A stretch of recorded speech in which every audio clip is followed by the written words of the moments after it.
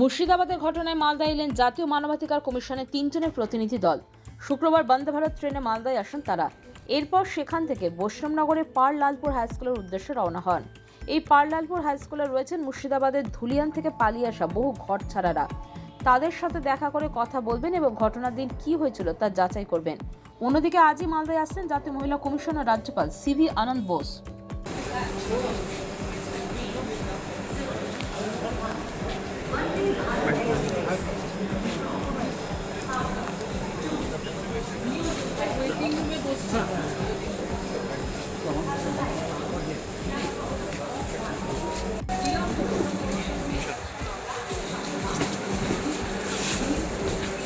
Howrah to New Jalpaiguri via has arrived on platform number 1.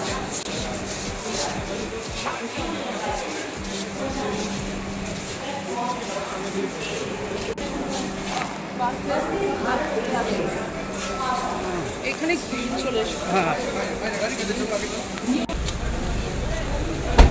Madam इधर